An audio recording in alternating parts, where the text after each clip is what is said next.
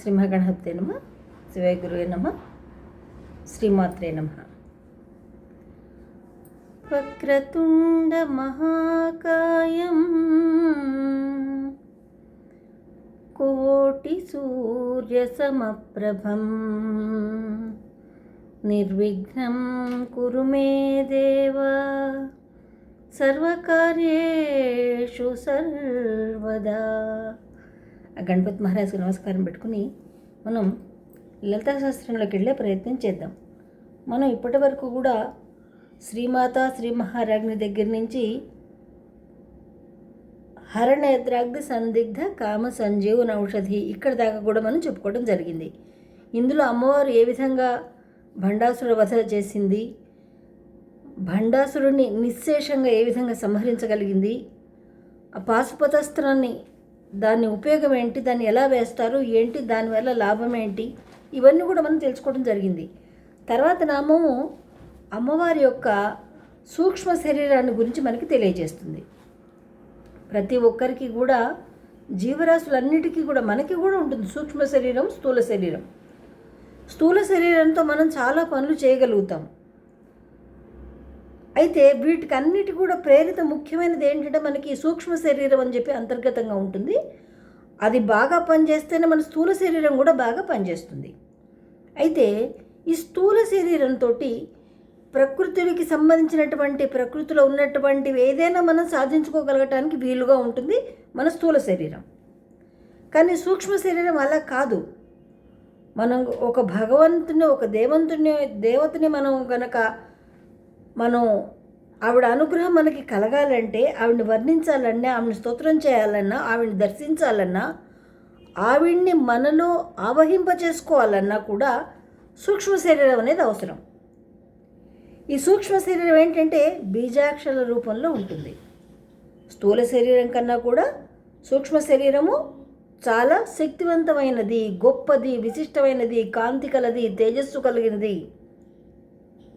మీరు ఏ తపస్సు చేసి సాధించాలన్నా, ఏ దేవతను ప్రసన్నం చేసుకోవాలన్నా సరే మనకి సూక్ష్మ శరీరం చాలా అవసరం. అంటే సూక్ష్మంగానే ఆవిడ అర్థం చేయాలి. సూక్ష్మ శరీరం అంటే బీజాక్షరాల సంపుటీకరణ. ఇది బహిర్గతంగా చెప్పకూడదు, అనకూడదు.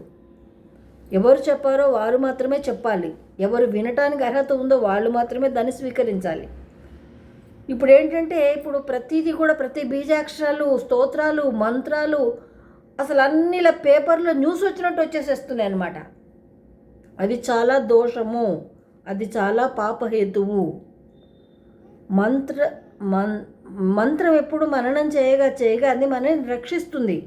కానీ ఇట్లా దాన్ని బహిర్గత పరిచినందువల్ల మన ఏంటంటే అది మనని భక్షిస్తుంది. ఎందుకంటే ఏ విధంగా ఒక అక్షరాన్ని పలకాలి, ఏ విధంగా అనుష్ఠానం చెయ్యాలి, ఏ విధమైనటువంటి ఆసనం కావాలి, ఏ విధమైనటువంటి వస్త్రాన్ని కావాలి, ఏ విధమైనటువంటి ఆహార్యం ఉండాలి, ఏ విధమైనటువంటి పుష్పాలు కావాలి, ఏ విధమైనటువంటి ఆభరణాలు కావాలి, ఏ రుద్రాక్షలు కావాలి, స్ఫటికమాల, రుద్రాక్షల, దంతమాల ఏం కావాలనేది ఒక నియమ నిబద్ధంగా ఉండటం అనేది జరుగుతుంది. దీన్ని శాస్త్రసమ్మతం అంటారు. శాస్త్రహితంగా దీన్ని ఫాలో అవ్వాలి. ఇష్టం వచ్చినట్టుగా పేపర్లో న్యూస్ చేసినట్టు, లేదా ఒక మామూలుగా మనం ఎల్లమ్మ పుల్లమ్మ ముచ్చట్లు చెప్పినట్టుగా మంత్రాలు కూడా చెప్పేస్తున్నారు, రాసేస్తున్నారు, ప్రచురించేస్తున్నారు. ఇది దోషము. అట్లా చేయటం వల్ల ఏంటంటే దేవతకి మంత్రశక్తి లభించదు. దానివల్ల మనం బలహీనపడతాం. ఆ యొక్క దేవత ఆగ్రహిస్తుంది కూడా. చెప్పాను కదండి, సూక్ష్మ శరీరాన్ని పట్టుకోవాలంటే సూక్ష్మ శరీరంతో ధ్యానం చేయాలి. ఆ సూక్ష్మ శరీరానికి ఏది కావాలనేది గురువు చెప్తాడు. ఇప్పుడు అలా కాదు, మనకు ఆ మంత్రం కావాలి, ఈ మంత్రం కావాలని చెప్పి ఒక షాప్లోకి వెళ్ళి ఏ విధంగా అయితే మనం ఒక చీరనో, నగనో, ఒక ఇష్టమైన వస్తువును కొనుక్కుంటున్నామో, సెలెక్ట్ చేసుకుంటున్నామో, అలాగే మంత్రాలు కూడా సెలెక్ట్ చేసుకుంటున్నారు ఇప్పుడు.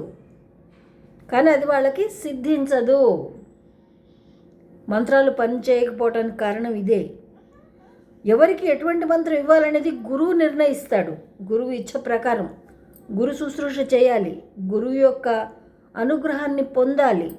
మన శక్తి సమర్థత ఏంటో గురువు గుర్తిస్తాడు. ఒక్కొక్క మంత్రానికి ఒక్కొక్క ఆసన భంగిమలో కూర్చుని సాధన చేయాల్సి ఉంటుంది. ఒక్కొక్క శరీరం ఒక్కొక్క ఆసనానికి అనుకూలంగా ఉంటుంది. ఒక్కొక్క మానసిక స్థితి అంటే వేవ్ లెంగ్త్ ఒక్కొక్కళ్ళకి ఒక్కోలా ఉంటుంది. అది గురువు గమనించి ఏ మంత్రానికి అర్హత ఉందో ఈ శరీరానికి గ్రహించి అప్పుడు తన సూక్ష్మ శరీరం ద్వారాగా మన సూక్ష్మ శరీరానికి సంకేతాలను ఇస్తాడు బీజాక్షర రూపంలో. అప్పుడు మాత్రమే మంత్రం అనేది ఫలిస్తుంది, ఫలవంతమవుతుంది. ఎవరు పడితే వాళ్ళు గురువులు అవ్వరు. ఈ విషయం ఇంతకుముందు చాలాసార్లు చెప్పుకున్నాం మనం. కొన్ని కోట్లు అంటే అక్షర లక్షలు, మనకు రోమానికి ఒక్కొక్క లక్ష సాధన చేసిన వాళ్ళు మాత్రమే గురుస్థానం ఏర్పడుతుంది. వాళ్ళు సాక్షాత్తు దక్షిణామూర్తి స్వరూపంతో సమానము. వాళ్ళు మాత్రమే మనకి ఉపదేశం ఇవ్వటానికి అర్హత కలిగి ఉంటారు. ఎందుకంటే వాళ్ళు చేసిన తపఫలము వాళ్ళ సూక్ష్మ శరీరం ద్వారా ఎవరైతే ఉపదేశం తీసుకుంటున్నారో వాళ్ళ సూక్ష్మ శరీరంలోకి ప్రవహించేలా చేయగల శక్తి వారికి ఉంటుంది. వాళ్ళు మాత్రమే గురువులు అనబడతారు, వీరు మాత్రమే శిష్యులు అనబడతారు.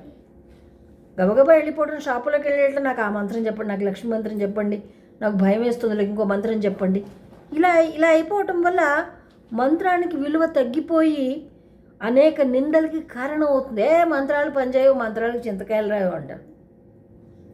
మంత్రాలతోటి పెద్ద మేఘాన్ని సృష్టించి వర్షం పడిపించిన వాళ్ళు మహానుభావులు ఉన్నారు. చరిత్ర పుట్టల్లో ఉంటుంది, చదువుకోవచ్చు, తెలుసుకోవచ్చు ఆ విషయం. చిన్న చింతకాయ రాలదా అండి? గుమ్మడికాయ రాలుతుంది, కొబ్బరికాయ కూడా రాలుతుంది ఎత్తి మీద. సరిగ్గా పఠనం చేస్తే, సరైన గురువు ద్వారా మంత్రాన్ని స్వీకరిస్తే, సరైన శిష్యుడికి అది లభిస్తున్నప్పుడు కదా దాని ఫలితమయ్యేది. ఎందుకంటే ఒక విత్తనాన్ని మనం చల్లాలి అంటే నేల దున్నాలి, నేల సాగు చేయాలి. ఆ నేలకి ఏ విధమైనటువంటి విత్తనం వేస్తే అది ఫలవంతం అవుతుంది, సరిగ్గా అది మనకి లభిస్తుంది ఫలానని చెప్పి మనకి శాస్త్రం చెప్తోంది. మంత్రం కూడా అంతే, బీజాక్షరాలు అంటారు. అవి అంకురాల కింద మారాలంటే తగిన గురువు ఉండాలి, నిర్ణయించాలి, తగిన శిష్యుడు ఉండాలి, నిర్ణయించాలి. ఈ పైన ఉండే దేహం, ప్రాకృతిక దేహం ఏదైతే ఉందో ఇది మనకి ఏ విధంగా కూర్చోగలుగుతాం, ఎంతసేపు కూర్చోగలుగుతాం, ఏ విధంగా పారాయణ చేయగలుగుతాం, ఆకలిని ఎంతవరకు మనం తట్టుకుంటాం, నియమానికి ఎంతవరకు కట్టుబడి ఉంటాం, ఇవన్నీ శరీర ధర్మాలు. ఇవన్నీ గమనించిన తర్వాత కదా అప్పుడు సూక్ష్మ శరీరం జోలికి వెళ్ళేది గురువు గారు. డబ్బులు కట్నం ఇచ్చేసి కొనుక్కున్నట్టు మంత్రాన్ని కొనుక్కుంటారంటే అది ఉపయోగం ఉండదు, ఫలించదు. అది ఏ విధంగానూ ఫలించదు, నిరూపింపబడదు. దాంతో ఏంటి, ఇతరులకి మంత్రాలకు చింతకాయలు వేస్ట్, టైం వేస్ట్ అన్న భావం వచ్చేస్తుంది అనమాట అందరికీ. కాబట్టి పాత్ర తేరిగి దానము, శిష్యుడి యొక్క స్థితిని గమనించుకుని సరైన గురువు మంత్రాన్ని తనిష్టపూర్వకంగా తను ఇవ్వాలి. గురువు నిర్ణయిస్తాడు మనం ఏ మంత్రం తీసుకోవడానికి అర్హులం అవుతామనేది గురువుకి వదిలేయాలి ఇచ్చా. శిష్యుడు కోరిన మంత్రం ఇవ్వడానికి లేదు. లేకపోతే ఈ మంత్రం కొన్ని రోజులు చేసి గురువు సరిగ్గా మనకు చెప్పలేదు, మళ్ళీ ఇంకో గురువు దగ్గర ఇంకో మంత్రం తీసుకుంటారు. అంటే వీడు ఎక్కడా సరిగ్గా సాధన చెయ్యలేడు. ఎందుకంటే వీడి శరీరం అనువుగా లేదు, వీడి బుద్ధి అనువుగా లేదు, వీడి సూక్ష్మ శరీరం ఏంటో వీడికి తెలీదు. కాబట్టి ఒక మంత్రాన్ని సాధన చేయాలంటే ఇన్ని నియమాలు ఉంటాయి.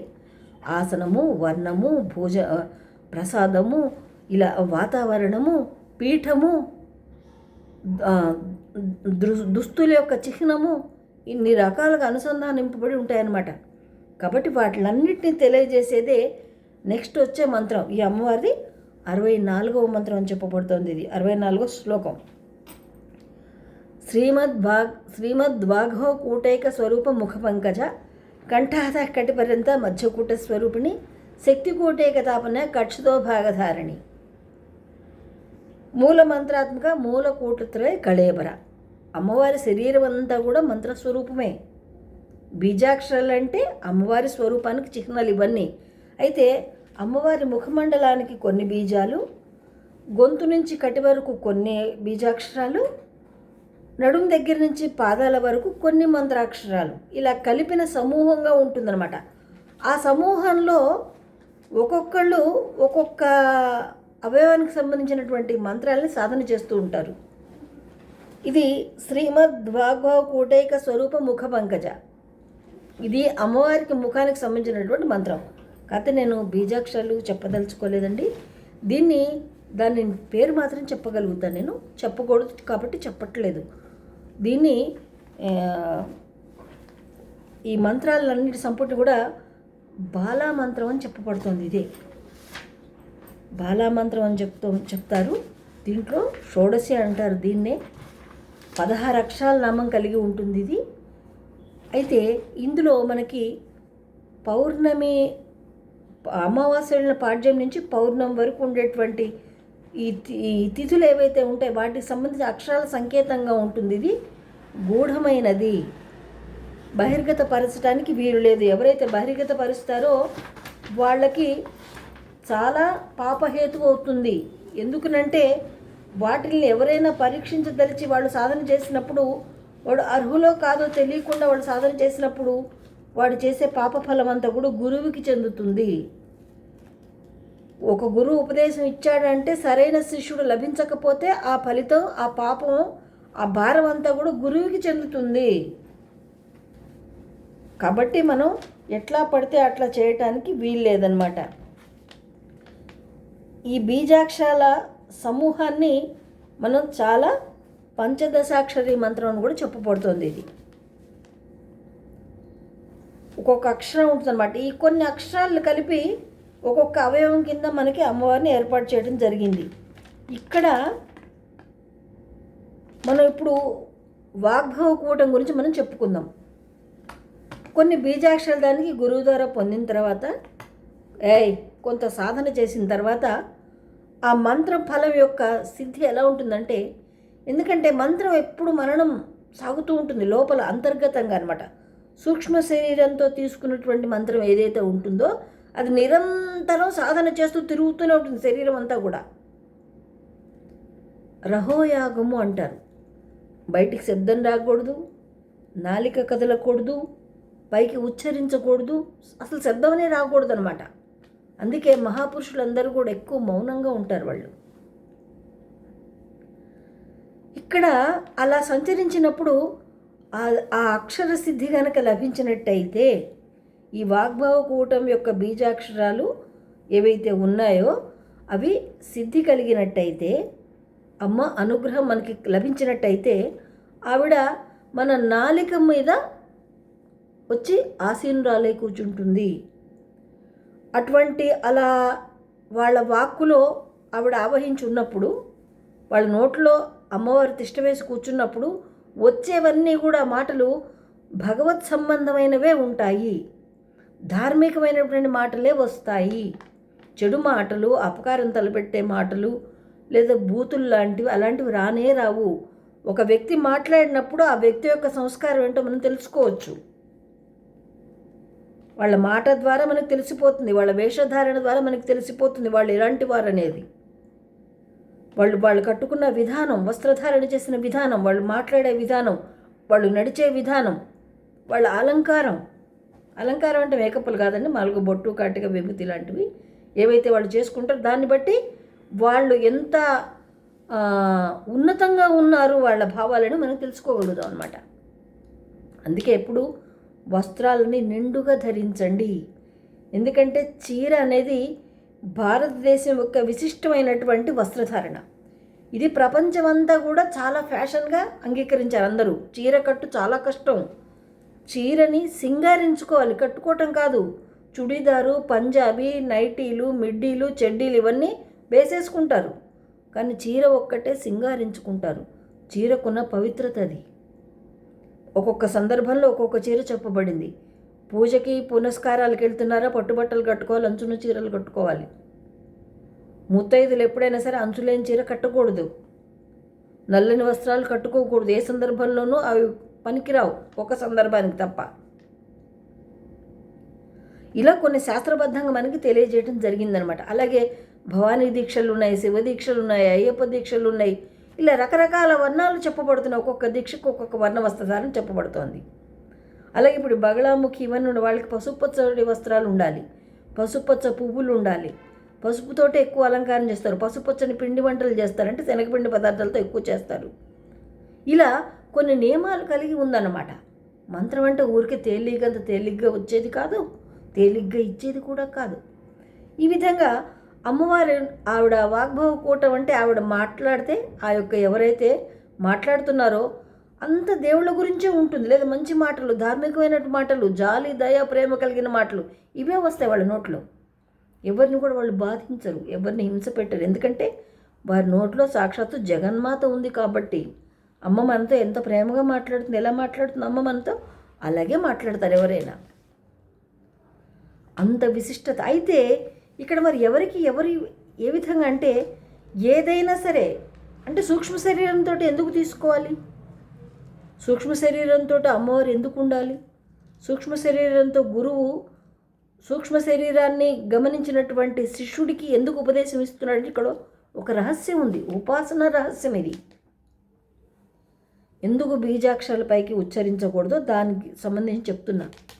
ఇప్పుడు ఏదైనా తీసుకోండి, ఈ ప్రకృతిలో ఉచ్ఛిష్టమై ఉంటుంది. ఉచ్ఛిష్టం అంటే ఎంగిలి, నీరు, ఎంతో బ్యాక్టీరియా ఉంటుంది అందులో, అవి ఎంగిలి చేస్తాయి. కప్పలు, చేపలు, ఇంకా కొన్ని నీటి జంతువులు, వాటి అవశేషాలు, వాటి విసర్జకాలు, వాటి ఉమ్ము, వాటి సగం తాగి వదిలేసినవి, ఇవన్నీ కూడా జలం అంతా కలుషితమై ఉంటుంది. ఎంగిలి నీరే, మీరు ఎంత శుద్ధిగా చేసినా సరే ఎంగిలి నీరే అంటారు దాన్ని. ఎంత మిషన్లలో వేసి, ఆరోటిక్ వేసి, కేర్ వాటర్ వేసి, అవ్వేసి ఇవ్వేసి బాటిల్లో పోసుకుని కొనుక్కొని తాగినా అవి ఉచ్ఛిష్టమే. ప్రకృతిలో లభించేదాన్ని ఉచ్ఛిష్టమే. పువ్వులైనా సరే ఉచ్ఛిష్టమే. మనం మాట్లాడే మాట కూడా ఉచ్ఛిష్టమే, మన నోట్లోంచే వస్తుంది మాట. ఎంగిలి మాటలు అంటారు వాటిని. మరి ఎంగిలి కాకుండా పవిత్రం అయ్యేది ఎప్పుడు అంటే, మన నోరులో ఆ యొక్క వాగ్భవకి సంబంధించినటువంటి వైభవమైనటువంటి మాత తల్లి ఎవరైతే ఉన్నారో, శ్రీమాత, లోకమాత, జగజ్జనని చెప్పబడుతుంది. ఆవిడ మన నోరులో ఉన్నప్పుడు మనకి పవిత్రంగా వస్తాయి. అప్పుడు అశుచి అనేది ఉండదు. అలా ఎలా సాధ్యమవుతుంది? ఒక ఉదాహరణ చెప్తా. ఇప్పుడు గోవు ఉంది, గోశాలలోకి వెళ్ళాము, అక్కడ గోవు మూత్ర విసర్జన చేసింది, ఇంత పేడ వేసింది, కానీ అది పవిత్రమే. దాన్ని చిచ్చి అంటానికి వీలు లేదు. సకల దేవతలు అక్కడ ఉంటారు. గోశాల ఎంత గోవులు పేడ వేసి ఇది చేసినా కూడా అది పవిత్రమే. అక్కడ కూర్చొని జపం చేసుకోవచ్చు, సంధ్యావందన చేసుకోవచ్చు, హోమాలు చేయొచ్చు, ప్రశాంతంగానే ఉండొచ్చు, ఇంకే శుభకార్యమైనా అక్కడ చేయొచ్చు. ఒక్క గోవుకు మాత్రమే ఉంది విశిష్టత, మిగతా ఏ జీవికి లేదు.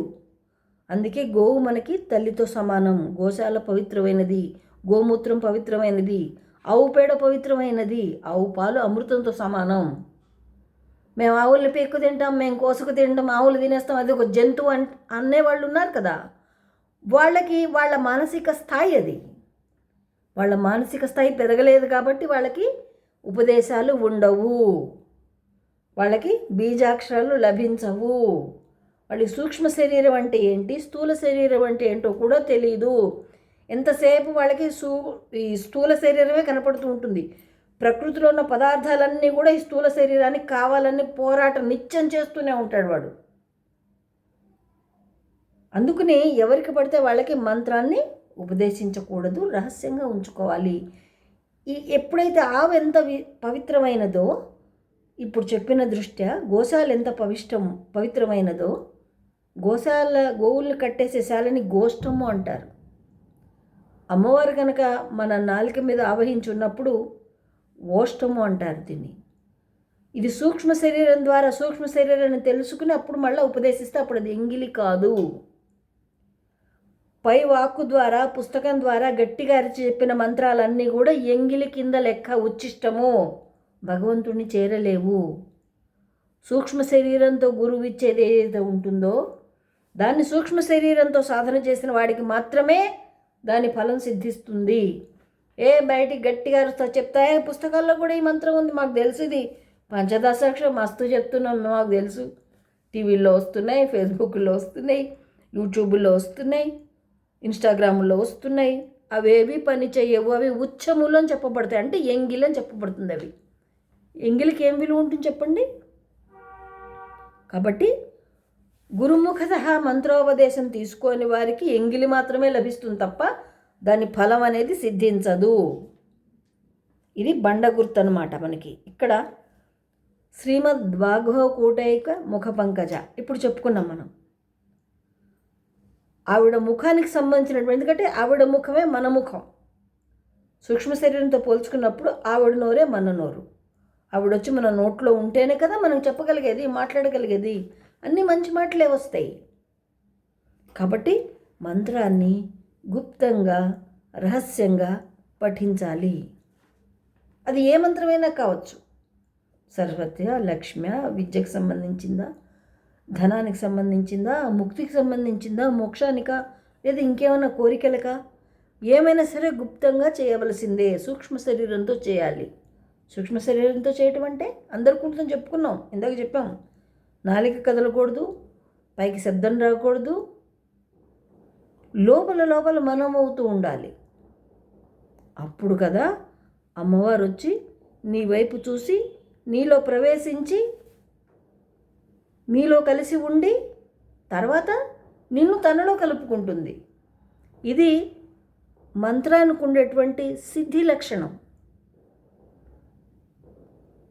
కాబట్టి మంత్రాన్ని చాలా జాగ్రత్తగా, ఎంతో ఇదిగా మనం కాపాడుకోవాల్సి ఉంటుందన్నమాట. ఎంగిలి కానిది ఒకటే ఉంది. ఏంటో తెలుసా అంటే, ప్రపంచంలో ఏది, మిగతా అన్ని ఎంగిళ్ళే అని చెప్పుకున్నాం మనం ఇందాక. ఎంగిలి కాంది ఆత్మ. ఆత్మకి ఏమీ లేదు. నయనం చిందని శస్త్రాణి నయనం దహతి పావకని చెప్పుకున్నాం కదండి భగవద్గీతలో. శ్రీకృష్ణుడు చెప్తాడు ఆత్మ గురించి. ఆత్మకి ఎంగిలి లేదు, ఏమీ అంటుకోవు, కాలదు, తడవదు, ఆకలి దప్పుగా ఉండదు, నిద్ర ఉండదు దానికి. ఆత్మే పరమాత్మ స్వరూపం అని చెప్పబడుతోంది. దాన్ని తెలుసుకున్న తర్వాత మాత్రమే నీకు సూక్ష్మ శరీరం గురించి అవగాహనలోకి వస్తుంది. అంటే ఒక మంత్రాన్ని నువ్వు తీసుకోవాలంటే నువ్వు జ్ఞానివై ఉండాలి, నీకు ఆత్మజ్ఞానం కలిగి ఉండాలి. అప్పుడు కదా నువ్వు చేయగలిగేది సాధన. కాబట్టి మిగతా మంత్రం మనం రేపు తెలుసుకునే ప్రయత్నం చేద్దాం. ఆ అమ్మవారికి ఇష్టమైన నైవేద్యం ఏంటంటే పరమాన్నం. శ్రీమద్భాగో కూటైక స్వరూప ముఖపంకజ.